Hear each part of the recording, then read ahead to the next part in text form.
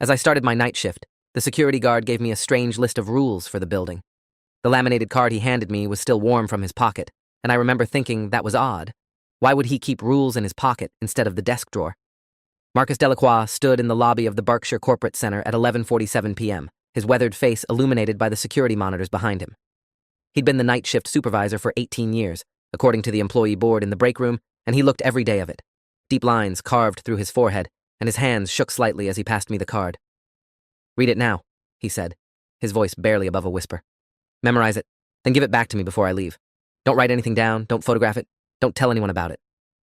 I stared at the card under the fluorescent lights. It wasn't professionally printed like every other company document I'd seen during my 2 days of training. This looked homemade, printed on someone's inkjet, the text slightly smudged like it had been handled too many times. The title read, "Night Shift Protocol, Confidential," in bold letters. What followed were 8 rules that made my stomach drop. Rule 1, never go to the 8th floor between midnight and 4 a.m. If you hear sounds from the 8th floor during these hours, ignore them. Rule 2, if Mr. Pritchard's office light is on after hours, do not investigate. Log it as executive overtime and move on. Rule 3, if you encounter cleaning staff after 2 a.m., do not engage in conversation. They should not be here. Report their presence only after your shift ends. Rule 4, the parking garage camera on B2 has a blind spot near the northwest corner. This is intentional. Do not attempt to reposition the camera. Rule 5, if you receive a delivery after midnight, accept it without checking IDs or signing for it. Store it in the mailroom and do not log it in the system. Rule 6, never enter Mr. Pritchard's private elevator, even if someone asks you to retrieve something from it. Rule 7, if you hear crying from the women's restroom on the 3rd floor, do not investigate. Wait 15 minutes, then do a standard floor check. Rule 8, at 4 a.m. exactly, check your monitors. If you see anything unusual, delete the footage from 11 p.m. to 4 a.m. and mark the system as technical malfunction. I read the list 3 times, my pulse quickening with each pass. This wasn't security protocol. This was a cover-up. "What the hell is this?" I asked, looking up at Marcus. His eyes darted to the elevator banks, then back to me. "It's how you keep this job. It's how you stay safe. It's how you don't end up like Terrence." Terrence, the guard I was replacing. During my interview, HR Director Julia Whitmore had said he'd relocated for family reasons. Clean, simple, none of my business. But the way Marcus said his name, with that tremor in his voice, told a different story. "What happened to Terrence?" I pressed. Marcus grabbed the card from my hands, his grip sudden and desperate. He asked too many questions. He didn't follow the rules. Now he's gone, and if you're smart, you'll do exactly what I just told you. He shoved the card into his pocket, grabbed his thermos from the desk, and headed for the exit without another word. The glass doors closed behind him with a pneumatic hiss, and I was alone in the vast marble lobby of Berkshire Corporate Center, surrounded by 16 security monitors, 2 computers, and an 8-hour shift that suddenly felt like a death sentence. I'd been working private security for 3 years when I applied for this position, bouncing between retail stores, apartment complexes, and the occasional event gig. Nothing glamorous, nothing dangerous, mostly sitting in a folding chair watching people go about their lives. I was 26, still living in my mom's basement, trying to save enough to get my own place while paying off the credit card debt I'd racked up during a spectacularly failed attempt at community college. The Berkshire job had seemed like a gift from the universe. $72,000 a year, full benefits, overnight shift differential, working alone in a mostly empty building. The corporate tower housed a pharmaceutical company, some tech startups, and several law firms. Professional, boring, safe. Julia Whitmore had interviewed me herself, which should have been my first red flag. HR directors don't usually interview night shift security guards. She was in her early 50s, blonde hair pulled back in a severe bun, wearing a gray suit that probably cost more than my car. She'd asked the standard questions about my background, my experience, my ability to work independently. Then, she'd asked something strange. "How do you handle ambiguity?" I'd fumbled through an answer about staying calm under pressure and following protocols even when I didn't understand the reasoning. She'd smiled at that, a cold expression that didn't reach her eyes. "Good. We value discretion here. The night shift requires someone who understands that not everything needs to be questioned or understood, just followed." At the time, I'd thought she was talking about corporate bureaucracy. Now, sitting at the security desk with Marcus's rules burned into my memory, I understood she'd been telling me something else entirely. The building was quiet in that way only large empty spaces can be. Every small sound amplified and distorted, the hum of the HVAC system, the occasional ping of elevator cables settling, the soft buzz of fluorescent lights. I tried to focus on my orientation materials, the official protocols that made sense, log everyone entering and exiting, do hourly floor checks, monitor the cameras, respond to alarms, standard stuff. But my eyes kept drifting to the monitor showing the 8th floor, empty hallways, closed office doors, nothing unusual. It was 12:17 a.m. According to Marcus's rules, I shouldn't go up there for another 3.5 hours. But why? What happened on the 8th floor between midnight and 4 a.m.? I pulled up the employee directory on the computer. The 8th floor housed Apex Pharmaceuticals, the building's largest tenant. They occupied the entire floor, labs, offices, conference rooms. According to the directory, they employed 63 people, including their CEO, Richard Pritchard. The same Pritchard whose office light I was supposed to ignore. The same Pritchard who had a private elevator I wasn't allowed to enter. I checked the cameras. Pritchard's office was on the south side of the 8th floor, a corner suite with floor-to-ceiling windows. The interior camera showed his office was empty, lights off. But when I switched to the exterior view, I noticed something. There was a light on somewhere on that floor, visible through one of the windows, but not from any of the interior hallway cameras. I told myself it was probably just a conference room. Someone forgot to turn off. People forgot lights all the time. It didn't mean anything. But then I remembered Rule 2. If Mr. Pritchard's office light is on after hours, do not investigate. Log it as executive overtime and move on. Why would they need a rule about that? Why would noticing a light require a cover story? My phone buzzed. A text from an unknown number. Follow the rules. I stared at the screen, my hands suddenly cold. I hadn't given anyone this number.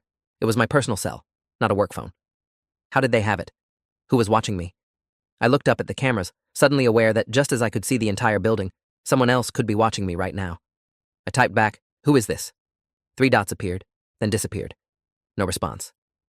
At 12:34 a.m., I heard the elevator chime, one of the main elevators, not Pritchard's private one. I watched the indicator panel above the doors. It was coming down from the 8th floor. My mouth went dry. Rule 1, never go to the 8th floor between midnight and 4 a.m. The elevator doors opened. A woman stepped out, mid-30s, wearing a white lab coat over jeans and a t-shirt. She had dark circles under her eyes and carried a leather messenger bag that looked heavy. She walked straight to the security desk, her sneakers squeaking against the polished marble. "I need you to let me out," she said, her voice steady but her hands shaking. "The doors are unlocked," I said, gesturing to the main entrance. She glanced at the glass doors, then back at me. "No, I mean really let me out. I need you to see me leave. I need you to remember that I left at..." She checked her watch. 12:36 a.m. "Can you do that?" Something in her eyes made my chest tighten. Fear. Pure, animal fear. "Who are you?" I asked, my hand instinctively moving toward the panic button under the desk. "Dr. Lisa Vaughn. I work for Apex Pharmaceuticals. And I need you to remember that I left tonight. Because if something happens to me, someone needs to know I tried to get out." She reached into her messenger bag and pulled out a flash drive, setting it on the desk between us. "This has everything. If I disappear, if I have an accident, if anything happens to me in the next 48 hours, give this to the police. Not building security, not Pritchard, the actual police. Detective Anthony Graves at the 12th Precinct. Can you remember that?" My mind was racing. This wasn't in any orientation manual. This wasn't in Marcus's rules. This was someone asking me to be a witness to something I didn't understand. "What's on it?" I asked. She hesitated, glancing back at the elevators. "Proof. Proof that Apex isn't manufacturing pharmaceuticals on the 8th floor. Proof that people are being hurt. Proof that Richard Pritchard is running an operation that needs to be stopped." She pushed the flash drive closer to me. "Please, I don't have much time. They'll notice I accessed the servers. They'll know I copied files. I need to get this somewhere safe before they stop me." Before I could respond, the elevator chimed again. Dr. Vaughn's face went white. "Take it," she whispered urgently. "Hide it. Remember my name. Lisa Vaughn." She turned and walked quickly toward the main entrance. The glass doors slid open, and she disappeared into the night without looking back. I grabbed the flash drive and shoved it in my pocket, just as the elevator doors opened. Richard Pritchard stepped out, flanked by 2 men in suits I'd never seen before. Pritchard was in his late 50s, tall and distinguished, with silver hair and the kind of practiced smile that politicians use. The men with him were younger, muscular, with the coiled alertness of military or law enforcement. Private security, I realized, the expensive kind. "Good evening," Pritchard said pleasantly, approaching the desk. "I'm Richard Pritchard. I don't believe we've met. You must be the new night guard." I stood up, trying to look casual even though my heart was hammering. "Yes, sir. Started today. I'm David." He extended his hand and I shook it. His grip was firm, his palm cold. "Excellent. I wanted to introduce myself and make sure you're settling in.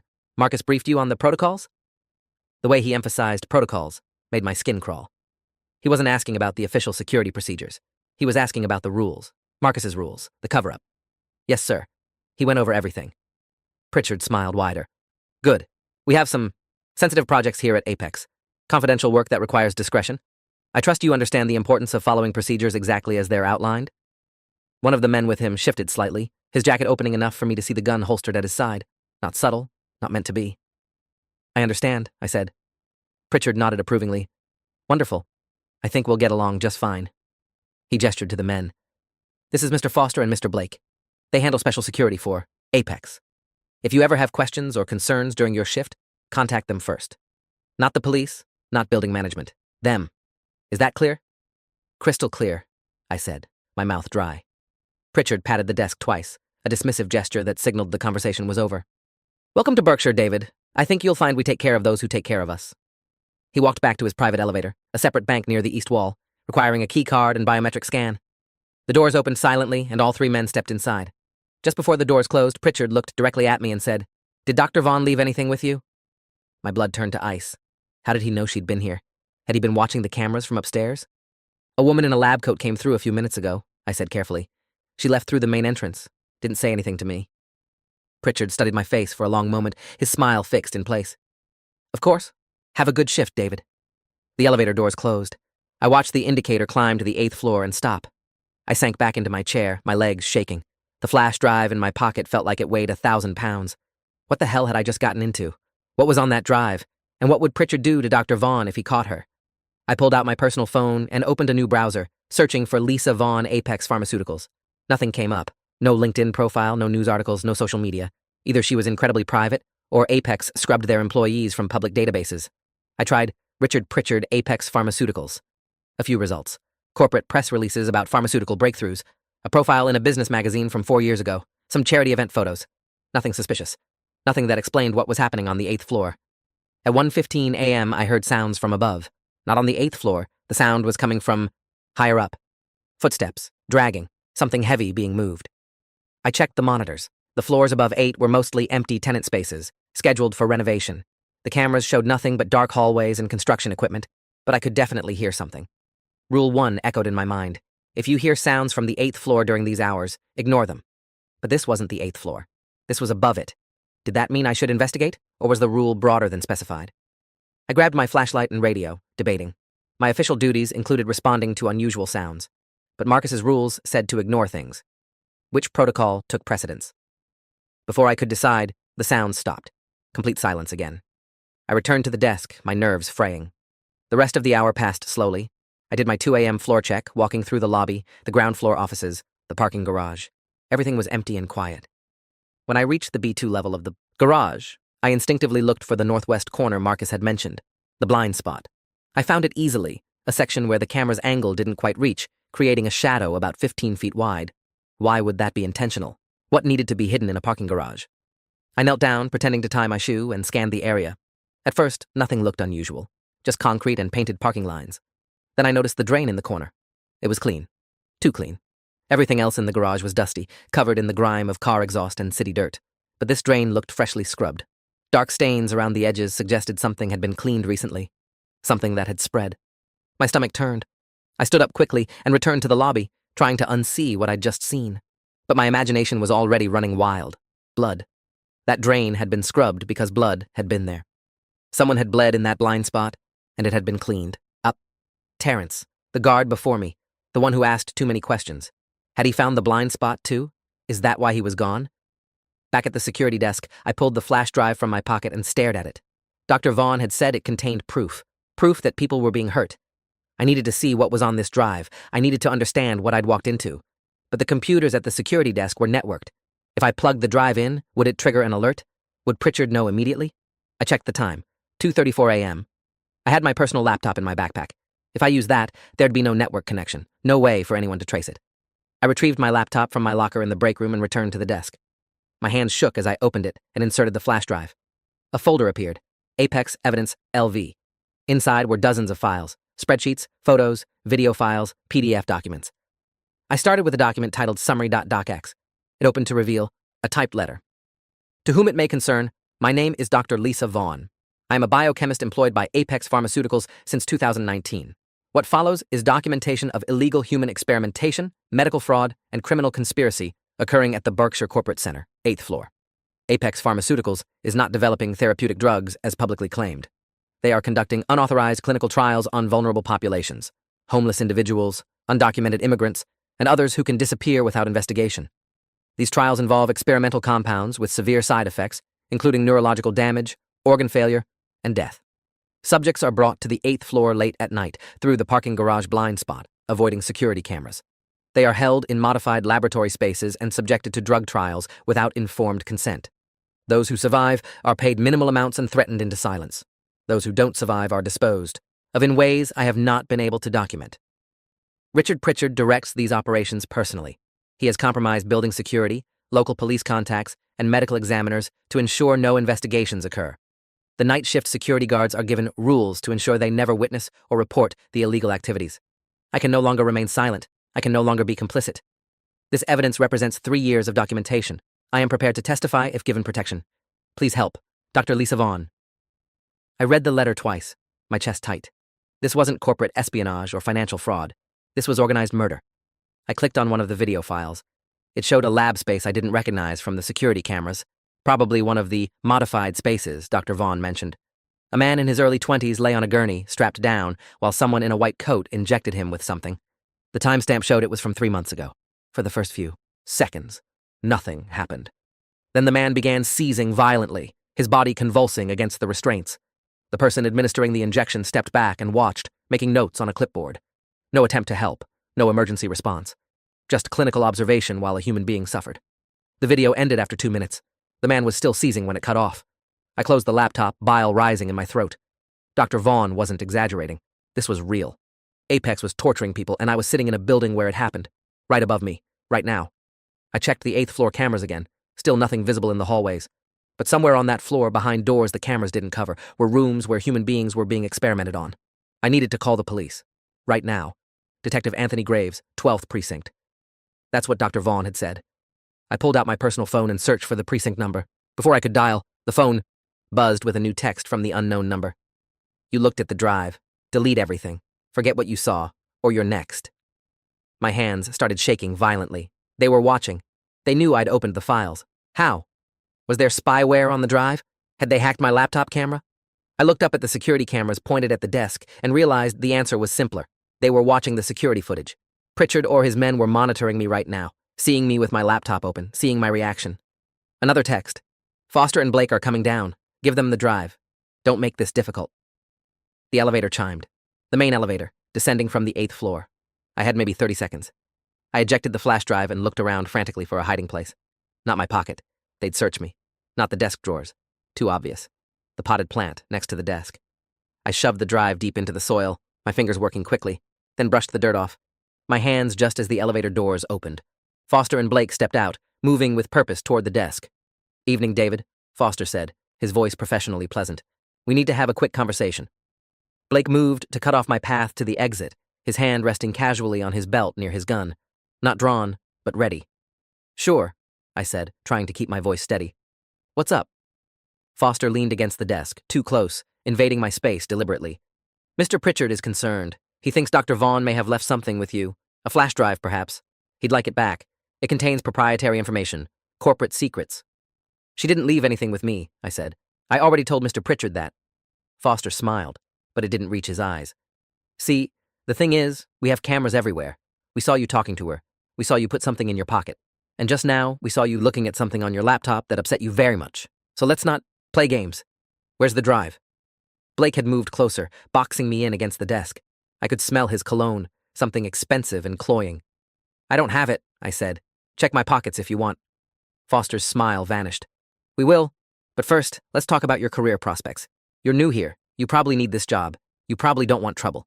Mr. Pritchard is prepared to offer you a significant bonus, let's say $20,000, to return the drive and forget this evening happened. You'd have the money by Monday, no questions asked. $20,000. That would clear my credit card debt and cover a year's rent. It was more money than I'd ever had at once. But I'd also just watched a video of someone being tortured to death. I don't have the drive, I repeated. Dr. Vaughn didn't give me anything. Foster's expression hardened. He nodded to Blake, who grabbed my arm and spun me around, slamming me against the desk. My face pressed against the polished wood as Blake patted me down roughly, checking every pocket, running his hands over my clothes, even checking my shoes. He's clean, Blake said. Foster grabbed my laptop and opened it. My heart stopped. If they checked the recent files, they'd see I'd opened the drive, but Foster just looked at the screen, saw nothing incriminating open, and closed it. Where's your backpack? Your locker? Break room. Locker 7. Keys on my belt. Blake retrieved my backpack and went through it methodically, dumping out my lunch, my water bottle, my spare change of clothes. Nothing. Foster was getting frustrated. Last chance, David. Tell us where it is, and you walk away with $20,000 and your health intact. Keep playing dumb, and things get very unpleasant for you. I'm telling you the truth, I said, meeting his eyes. I don't have it. Maybe Dr. Vaughn took it with her. Maybe she never had it. I don't know. Foster stared at me for a long moment, calculating. Then he pulled out his phone and made a call. It's Foster. He claims he doesn't have it. Yeah, we searched him. I believe him, but... Understood. He hung up and looked at me with something like pity. Mr. Pritchard wants to have a conversation with you. Upstairs. Let's go. I can't leave the desk, I said, grasping for any excuse. I'm supposed to monitor the building. Blake laughed, a harsh sound. The building will survive 10 minutes without you. Move. They escorted me to Pritchard's private elevator. Foster used a key card and pressed his thumb to a biometric scanner. The doors opened to a wood-paneled interior, nothing like the standard elevators. We rode up in silence, and I tried to control my breathing, tried to think. The elevator opened directly into a reception area I'd never seen on the cameras. Expensive furniture, original artwork, floor-to-ceiling windows showing the city lights. This wasn't the main 8th floor. This was Pritchard's private suite, accessed only by this elevator. Pritchard stood by the windows, hands clasped behind his back, looking out at the city. He didn't turn when we entered. David, he said calmly, do you know what I built here? Do you understand the magnitude of what Apex Pharmaceuticals accomplishes? I didn't answer. He turned to face me, his expression almost fatherly. We save lives. We develop compounds that will cure diseases, extend lifespans, alleviate suffering. But progress requires sacrifice. It requires difficult choices. The FDA approval process takes 12 to 15 years. Thousands of people die while we wait for bureaucrats to review paperwork. We've found a way to accelerate that process, to test our compounds on willing participants who are compensated fairly for their contribution to medical science. Willing, I said, the word escaping before I could stop it. The video I saw showed someone being restrained and injected. That's not willing. Pritchard's expression didn't change. You've been misinformed. Dr. Vaughn is a disgruntled employee with a history of mental health issues. She's fabricated allegations because she was passed over for promotion. The evidence she's created is fiction. If you had the flash drive, you'd understand that it contains falsified documents designed to damage this company's reputation. That's why we need to recover it. Not to hide anything, but to prevent the spread of malicious lies. He was smooth, convincing. If I hadn't seen the video myself, I might have believed him. Where's Dr. Vaughn now? I asked. Is she safe? Pritchard's smile was cold. Dr. Vaughn is no longer your concern. What is your concern is making a choice. You can be part of our team, someone we trust, someone we reward generously. Or you can be a problem. Problems don't last long here. Foster shifted behind me, a subtle reminder of the threat. I want to go back to my post, I said. I want to finish my shift and go home. I don't want trouble. Pritchard studied me. Wise. But understand this. If that flash drive surfaces anywhere, with the police, with journalists, with anyone, we'll know it came from you, and there will be consequences. Not just for you, but for everyone you care about. Your mother, for instance. Barbara Hughes lives at 2847 Maple Street, apartment 3B, works as a nurse at County General. It would be unfortunate if something happened to her. The threat was explicit, calculated. They'd already researched me, found my weak points. You can't, I started. I can, Pritchard interrupted. I have, multiple times. Now go back to your desk, finish your shift, and forget this evening happened. If you do that, we'll forget it too. If you don't... He didn't need to finish. The message was clear. Foster and Blake escorted me back to the elevator. As the doors closed, I caught a glimpse of Pritchard returning to the windows, unbothered, already dismissing me from his thoughts. Back at the security desk, I was alone again. Blake and Foster had returned upstairs. My laptop was back in my bag. Everything looked normal, but nothing was normal. I checked the time, 3:47 a.m. In 13 minutes, according to Marcus's rules, I was supposed to delete any unusual footage if I saw anything on the monitors. I looked at the screens. The 8th floor cameras showed empty hallways, just as before. But I knew now that the cameras only showed what they wanted me to see. The real activity happened in spaces that weren't monitored. The flash drive was still buried in the potted plant, inches from where I sat. Evidence of murder, of human experimentation, of organized crime. Evidence that could put Pritchard in prison for life. But evidence that would also get my mother hurt or killed if I used it. I thought about Marcus's rules, about Terrence, who'd asked too many questions. I thought about Dr. Vaughn, who was probably already dead or disappeared, punished for trying to expose the truth. I thought about the people being brought in, through the parking garage blind spot, the ones being experimented on right now, while I sat here doing nothing. What was the right choice? Keep my head down, protect my mother, let monsters continue operating because standing up to them was too dangerous? Or take the risk, trust the police, hope that the system would protect us both? My phone buzzed. Another text from the unknown number. Smart boy, forget everything. See you tomorrow night. Tomorrow night. Another shift. Another 8 hours of complicity. Another night of people being tortured while I followed the rules and pretended not to notice. I couldn't do it. I couldn't be part of this. At 4:02 a.m., I pulled the flash drive from the potted plant, brushed off the dirt, and put it in my pocket. Then I called 911. 911, what's your emergency? I need to report human trafficking and illegal medical experimentation at the Berkshire Corporate Center. I have evidence. I need Detective Anthony Graves from the 12th Precinct. There was a pause. Sir, can you describe your emergency? People are being held and experimented on in this building right now. I'm a security guard, and I have video evidence and documentation. Please send Detective Graves. Dr. Lisa Vaughn said to contact him specifically. This is urgent. Another pause, longer this time. Officers are being dispatched to your location. Stay on the line. No, I said. I can't stay on the line. They're monitoring the security system. They'll know I called. Please hurry. I hung up and immediately called my mother. She answered on the third ring, her voice thick with sleep. David? What's wrong? It's 4 a.m. Mom, listen carefully. I need you to leave your apartment right now. Don't pack anything. Just get in your car and drive to Aunt Linda's house. Don't tell anyone where you're going. Don't stop for anything. Can you do that? She was fully awake now, alarmed. What happened? Are you okay? I'm okay, but I got involved in something. Dangerous at work. There are people who might try to use you to get to me. I've called the police, but until they arrive, I need you somewhere safe. Please, Mom. Trust me. I'm getting my keys right now, she said. I heard movement, the jangle of keys, a door opening. I'm leaving. Call me when this is over. I will. I love you. I love you too. Be careful. She hung up. I looked at the monitors. The 8th floor was still quiet. No sign that anyone had noticed my phone calls. But they would. Soon. I estimated I had maybe 10 minutes before police arrived. 10 minutes before all hell broke loose. I used the time to copy the security footage from tonight onto a separate thumb drive I had in my backpack. Footage of Dr. Vaughn arriving and leaving. Footage of Pritchard and his men confronting me. Everything that might be useful evidence. At 4:14 a.m., I saw flashing lights outside. 3 police cars pulling up to the main entrance. The elevator chimed. The main elevator, descending from the 8th floor. Pritchard and 4 men, including Foster and Blake, emerged. Pritchard's face was calm, but I could see anger in his eyes. What did you do? He asked quietly. I called the police. I told them what's happening here. The main doors opened, and 6 officers entered, led by a black man in his 50s, wearing a detective's badge on his belt. I'm Detective Anthony Graves, he announced. Who called about human trafficking? I raised my hand. I did. My name is David Hughes. I'm the night security guard. I have evidence that Apex Pharmaceuticals on the 8th floor is conducting illegal human experiments. Pritchard stepped forward, his expression shifting to concerned confusion. Detective, I'm Richard Pritchard, CEO of Apex Pharmaceuticals. I'm afraid there's been a misunderstanding. This young man is a new employee who has apparently become confused about the nature of our work. We conduct legitimate pharmaceutical research, all fully licensed and regulated. I'd be happy to show you our credentials. Detective Graves looked between us. Mr. Hughes, what evidence do you have? I pulled out the flash drive. This contains video and documentation of illegal human experimentation. It was given to me by Dr. Lisa Vaughn, an Apex employee, earlier tonight. She said people were being hurt and that Mr. Pritchard was covering it up. She specifically asked me to give this to you. Pritchard laughed, a relaxed sound. Detective, Dr. Vaughn is a former employee who was terminated this afternoon for performance issues. She apparently decided to retaliate by creating false evidence and involving our security staff in her delusions. I'm prepared to provide documentation of her termination and her history of mental health concerns. Graves took the flash drive from me. I'll need to review this. In the meantime, I'd like to see the 8th floor. All of it.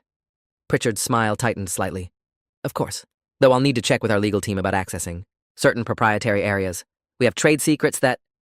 I have probable cause based on a specific complaint and physical evidence, Graves interrupted. We can do this cooperatively, or I can get a warrant and bring 20 officers back here. Your choice. The tension was thick. Pritchard's men were positioned near the elevator, blocking access. Foster's hand hovered near his weapon. For a moment, I thought they might actually try to stop the police. Then Pritchard nodded. Of course, Detective. We have nothing to hide. Please follow me. The group moved toward the main elevators. Graves gestured for me to come along. You too, Mr. Hughes. I want you to identify anything that matches what you saw on the drive. As we rode up to the 8th floor, Pritchard spoke calmly to Graves, explaining Apex's legitimate research, their FDA approvals, their contribution to medical science. He was setting up the narrative, making anything we found seem explainable and legal. The elevator doors opened to the 8th floor hallway. It looked exactly like it did on the cameras. Normal corporate offices, lab doors with safety placards, everything professional and sterile. Graves walked slowly down the hall, checking each room. Standard labs, workstations, equipment, nothing that looked like the room in Dr. Vaughn's video. I need to see everything, Graves said, including spaces not visible from the hallway. Pritchard gestured to a door marked Authorized Personnel Only, Biometric Access Required. This is our primary research lab, highly sensitive work. I'll need to have non-disclosure agreements signed before— Open it, Graves said flatly. Pritchard used his biometric scanner. The door opened to a state-of-the-art laboratory, expensive equipment, pristine workstations, filing cabinets labeled with chemical compounds, still nothing incriminating. But at the far end of the lab was another door, unmarked, also with biometric access.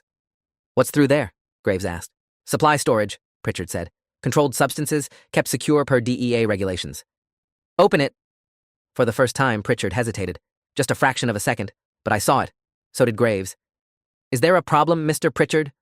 No, of course not. He scanned his palm. The door clicked open. The smell hit us first. Chemical, organic, wrong. The room beyond was dark until Pritchard flipped a switch.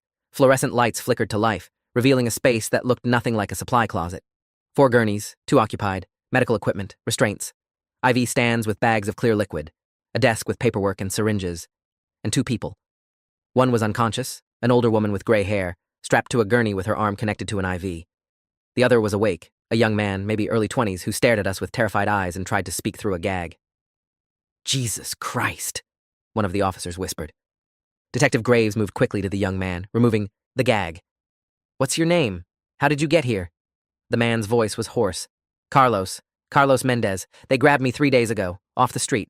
Said they'd pay me for a medical study. Then they locked me in here and started injecting me with things. Please, get me out. Graves turned to Pritchard, his hand moving to his weapon. Richard Pritchard, you're under arrest for kidnapping, false imprisonment, and assault. You have the right to remain silent. Pritchard's face had gone pale, but he recovered quickly. Detective, this is a misunderstanding. These individuals are voluntary participants in an IRB-approved study. They signed consent forms. They're being compensated. Mr. Mendez is clearly confused from the medication, but he's gagged and restrained, Graves snapped. That's not voluntary participation. Officers, secure Mr. Pritchard and these other men. Search every room on this floor. I want everyone found and accounted for. What followed was chaos. More officers arrived. Paramedics took Carlos Mendez and the unconscious woman to ambulances. Forensic teams photographed everything. Pritchard's men were handcuffed, including Foster and Blake, who were both armed without proper permits. Pritchard himself maintained his calm demeanor even in handcuffs, insisting this was all a misunderstanding that his lawyers would resolve. But as officers searched the rest of the floor, they found more hidden rooms. A total of 6 people held in various states of consciousness, including 2 who appeared to have been there for weeks based on their condition. They found filing cabinets full of documentation, subject records, drug compounds, observation notes, everything organized and indexed as if Pritchard had never imagined getting caught. Detective Graves pulled me aside as the sun began to rise. You did the right thing calling this in. If you'd waited, if you'd ignored it, more people would have died. We've been hearing rumors about this building for years, but we could never get enough evidence for a warrant. You handed us everything we needed. Dr. Vaughn, I said. The woman who gave me the flash drive. Have you found her? His expression darkened. Not yet, but we have teams checking her home, her known associates. If Pritchard did something to her— He didn't finish, but I understood. If we were too late to save her, at least we'd stopped him from hurting anyone else. Over the next 72 hours, the story exploded. National news covered the Berkshire Horror, as the media dubbed it. Apex Pharmaceuticals was revealed to have been conducting unauthorized human trials for 4 years. At least 19 people had died in their experiments, their bodies disposed of through connections Pritchard had with a corrupt medical examiner. Dr. Vaughn's flash drive contained irrefutable evidence, videos of experiments, financial records showing payments to police officers and city officials, subject records with names and dates. The previous night shift guards, including Terrence, hadn't relocated. They'd been paid off or threatened into silence. Terrence was found living 3 states away under a fake name, terrified to come forward until he heard about the arrests. Marcus Delacroix, the guard who'd given me the rules, was arrested as an accessory. He'd known for years what was happening and had been paid $50,000 annually to keep quiet and train new guards to follow the protocols. Dr. Lisa Vaughn was found alive at a safe house run by a domestic violence organization. She'd gone into hiding after leaving the building, knowing Pritchard would come after her. When she heard about the arrests, she emerged and testified at every proceeding. Richard Pritchard was charged with 19 counts of murder, 6 counts of kidnapping, dozens of counts of assault, and conspiracy charges. His trial lasted 4 months. The prosecution presented overwhelming evidence, including testimony from survivors, forensic, evidence from the 8th floor, and financial records showing the scope of the operation. I testified for 3 hours, describing the rules Marcus had given me, my encounter with Dr. Vaughn, the threats from Pritchard and his men, and what I'd found in that hidden room. The defense tried to paint me as an unreliable witness, a kid who'd only worked there one night and had misunderstood corporate security protocols. But the physical evidence backed up every word I'd said. Pritchard was convicted on all counts. The judge sentenced him to life in prison without possibility of parole, calling his crimes a betrayal of medical ethics and human decency on a scale rarely seen in American history. Foster, Blake, and 8 other Apex employees received sentences ranging from 15 to 30 years for their roles in the operation. The building itself became infamous.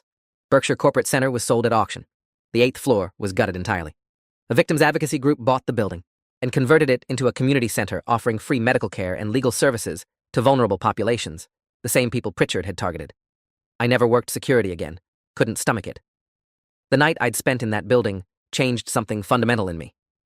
I used the reward money from the Crime Stoppers program, $25,000 for information leading to Pritchard's arrest, to go back to school, majored in criminal justice this time. I wanted to understand how people like Pritchard operate, how systems fail to stop them, how to prevent it from happening again. Dr. Vaughn became a prominent advocate for research ethics reform. She testified before Congress about the inadequacies of oversight in private pharmaceutical research. She'd lost her career in one sense. No pharmaceutical company would hire her after she'd exposed Apex, but she'd found a new purpose in ensuring her experience could protect others. My mother never fully understood what happened that night. I told her a simplified version. I'd discovered illegal activity at work, reported it, and the people involved had made threats. She was proud of me, but also terrified of how close I'd come to being hurt. She made me promise to never take another overnight security job, a promise I was happy to keep. 3 years later, I attended a memorial service for the 19 victims identified through Pritchard's records. Their families gathered at the site of the former Berkshire Corporate Center, now renamed the Vaughn Community Center in honor of the whistleblower who'd made justice possible. As I listened to family members share stories of their lost loved ones, a father, a daughter, a brother, people with lives and futures stolen by Pritchard's greed, I thought about Marcus's rules, the strange list that had seemed so mysterious that first night. Those rules weren't supernatural or inexplicable. They were human evil, bureaucratized. Each rule had been carefully crafted to ensure that security guards remained blind to atrocities happening above them. Don't go to the 8th floor. Don't investigate Pritchard's office. Don't engage with cleaning staff. Don't check the blind spot. Don't log deliveries. Don't enter the private elevator. Don't respond to sounds. Delete the footage. Simple instructions that, when followed, allowed monsters to operate in plain sight. The system had been designed to exploit the natural human tendency to follow orders, to avoid trouble, to prioritize personal safety over moral action. Marcus had followed those rules for years. Terrence had followed them until he couldn't anymore, then fled, rather than fight. I'd been given the same choice: comply and survive, or resist and risk everything. The difference was Dr. Vaughn. Her courage in documenting the truth, her willingness to risk her life to stop it, had given me the evidence I needed to make resistance possible. Without her flash drive, I would have been just another security guard reporting vague suspicions that could be easily explained away. After the memorial service, Dr. Vaughn approached me. We'd stayed in touch over the years, bound by that one night that had changed both our lives. "I never properly thanked you," she said. "You didn't have to believe me. You didn't have to call the police. You could have deleted that drive and gone home, and no one would have blamed you. But you didn't. You took the real risk," I said. "You spent 3 years gathering evidence, knowing what Pritchard would do if he caught you. I just made a phone call." She shook her head. "That phone call saved lives. The 6 people they found alive that night, Carlos Mendez and 5 others, they're alive because you acted when you could have looked away. That matters." She was right. It did matter. Not because I was special or heroic, but because in that moment, I'd had a choice, and I'd made the right one. That's all any of us can do when confronted with evil. Make the choice to resist, even when resistance is dangerous, even when the system is designed to make compliance easy and resistance hard. I still think about that night sometimes, about how close I came to following Marcus's rules, to prioritizing my safety and my mother's safety over the lives of strangers being tortured in rooms I couldn't see. I don't judge Marcus for the choice he made. Fear is a powerful motivator, and Pritchard's threats were real, but I'm grateful I made a different choice. The world doesn't change because of grand gestures or superhuman courage. It changes because ordinary people in ordinary moments decide that some things are worth fighting for, even at personal cost. Richard Pritchard created his empire of suffering because dozens of people over the years chose not to see, not to question, not to risk themselves. He fell because 2 people, Dr. Vaughn and I, chose differently. One night, one decision. 19 families got answers. 6 people got their lives back. A monster went to prison. And I learned that the strange rules we're sometimes given aren't mysterious or inexplicable. They're just evil, systematized. And the only way to fight systematized evil is to refuse to follow the rules, even when especially when that refusal costs us everything. If you enjoyed this, you'll definitely want to see the next ones too. So subscribe now and let me know your take in the comments.